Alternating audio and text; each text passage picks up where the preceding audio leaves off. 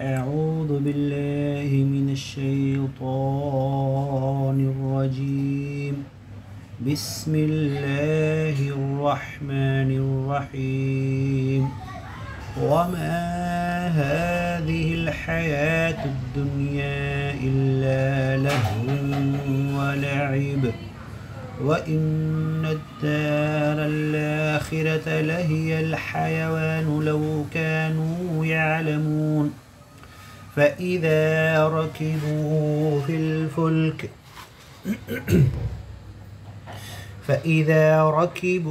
في الفلك دعوا الله مخلصين له الدين فلما نجاهم إلى البر إذا هم يشركون ليكفروا بما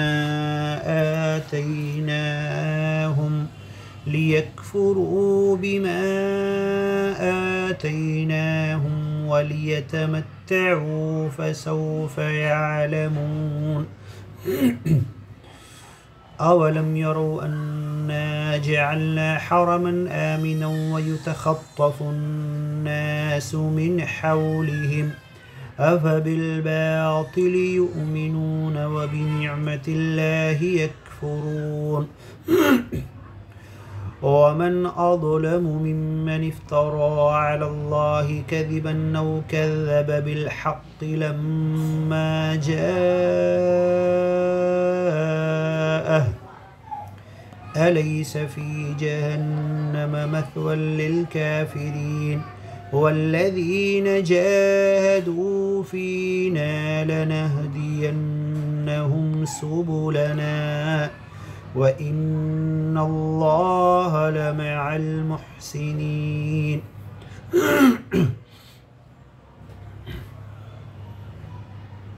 سورة الروم مكية.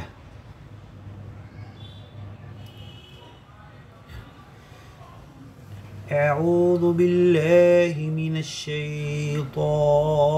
الرجيم.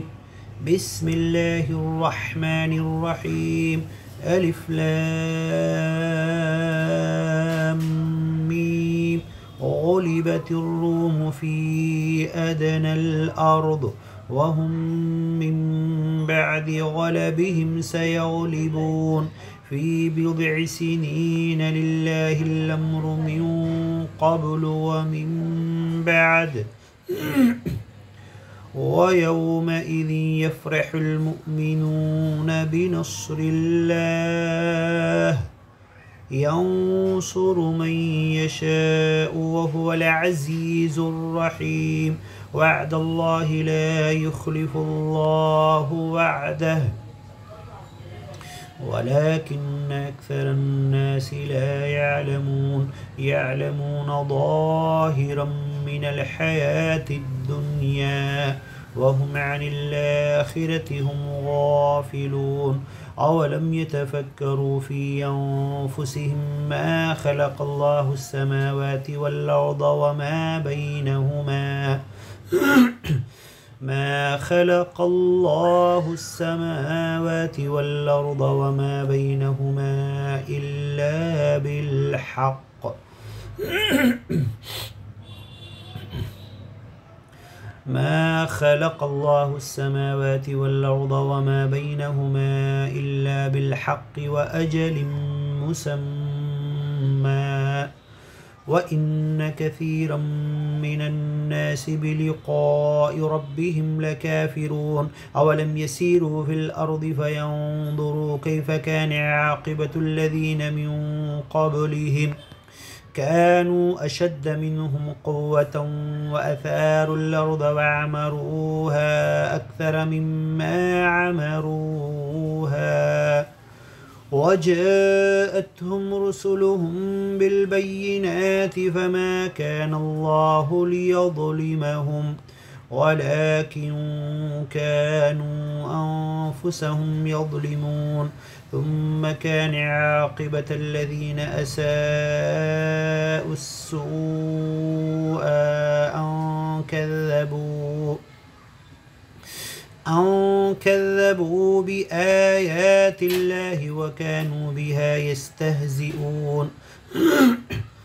الله يبدأ الخلق ثم يعيده ثم إليه ترجعون ويوم تقوم الساعة يبلس المجرمون ولم يكن لهم من شركائهم شفعاء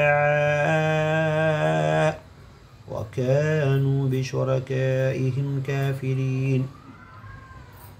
ويوم تقوم الساعة يومئذ يتفرقون فأما الذين آمنوا وعملوا الصالحات فهم في روضة يحبرون وأما الذين كفروا وكذبوا بآياتنا ولقاء الآخرة فأولئك في العذاب محضرون فسبحان الله حين تمسون وحين تصبحون وله الحمد في السماوات والأرض وعشيا وحين تظهرون يخرج الحي من الميت ويخرج الميت من الحي ويحيي الأرض بعد موتها وكذلك تخرجون ومن آياته أن خلقكم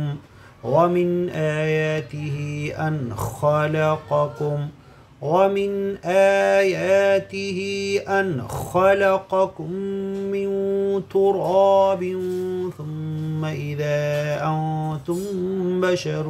تنتشرون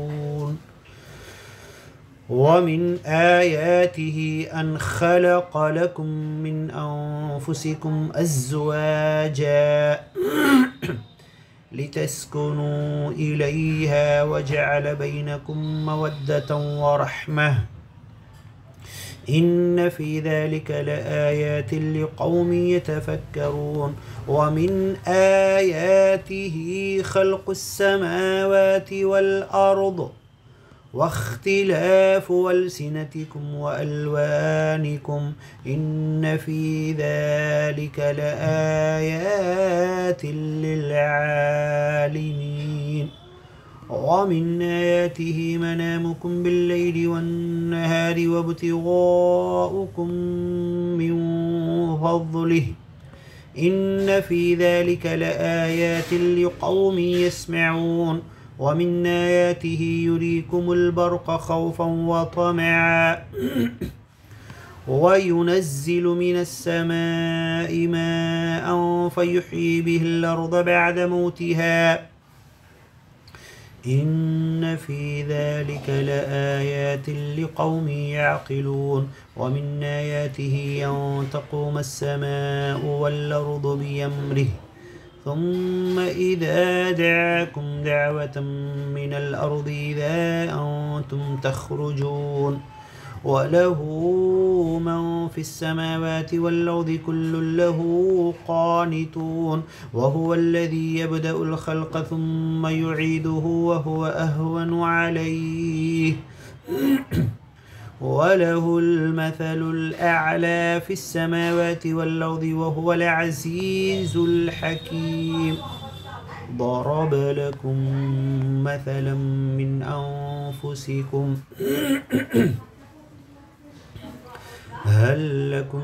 مما ملكت أيمانكم من شركاء فيما رزقناكم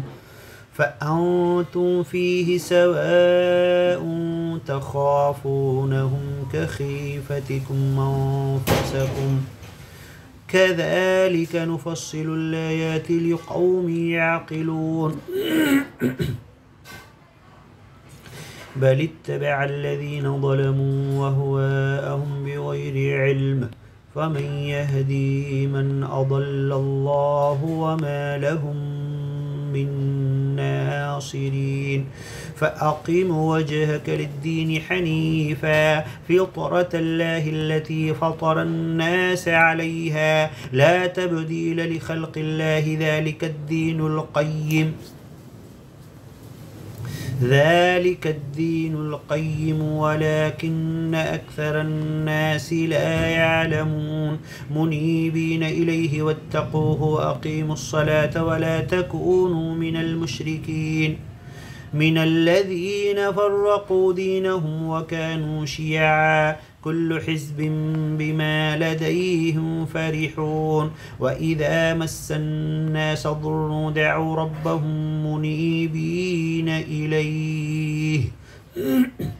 ثم إذا أذاقهم منه رحمة إذا فريق منهم بربهم يشركون ليكفروا بما آتيناهم فتمتعوا فسوف تعلمون أم أنزلنا عليهم سلطانا فهو يتكلم بما كانوا به يشركون وإذا أذقنا الناس رحمة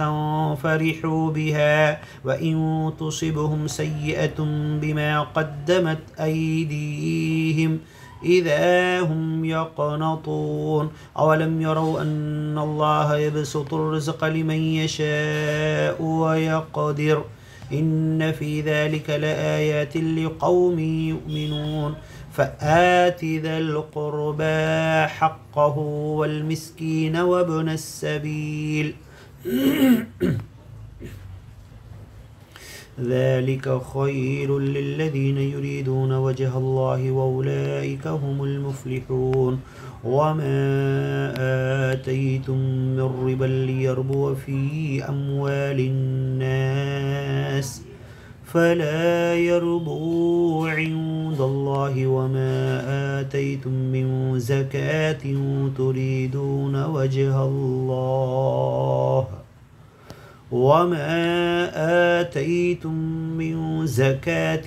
تريدون وجه الله فأولئك هم المضعفون الله الذي خلقكم ثم رزقكم ثم يميتكم ثم يحييكم هل من شركائكم من يفعل من ذلكم من شيء سبحانه وتعالى عما يشركون ظهر الفساد في البر والبحر بما كسبت أيدي الناس ليذيقهم بعض الذي يعملوا لعلهم يرجعون قل سيروا في الأرض فانظروا كيف كان عاقبة الذين من قبل كان أكثرهم مشركين فأقم وجهك للدين القيم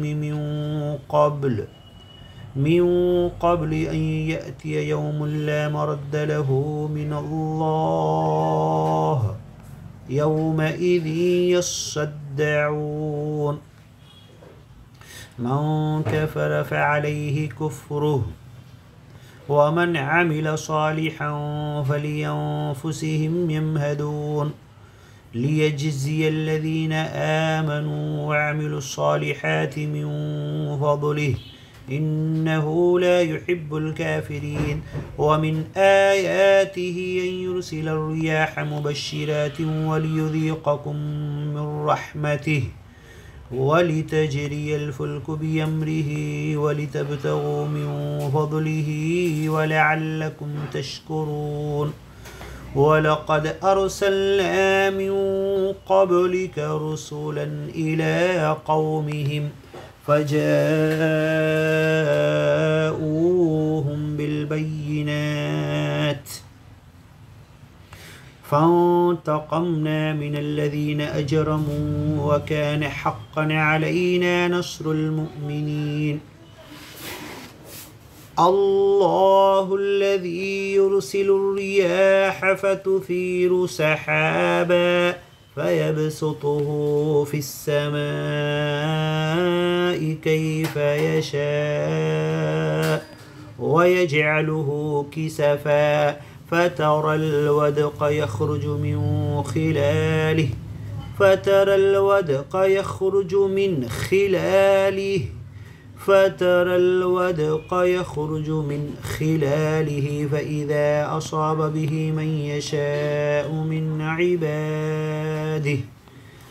فإذا أصاب به من يشاء من عباده إذا هم يستبشرون وإن كانوا من قبل أن ينزل عليهم من قبله لمبلسين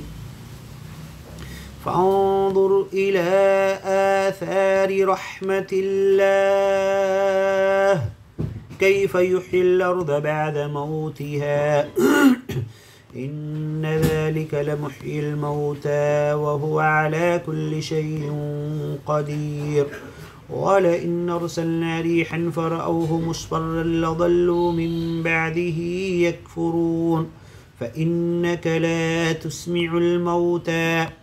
ولا تسمع الصم الدعاء إذا ولوا مدبرين وما أنت بهاد العمي عن ضلالتهم إن تسمع إلا من يؤمن بآياتنا فهم مسلمون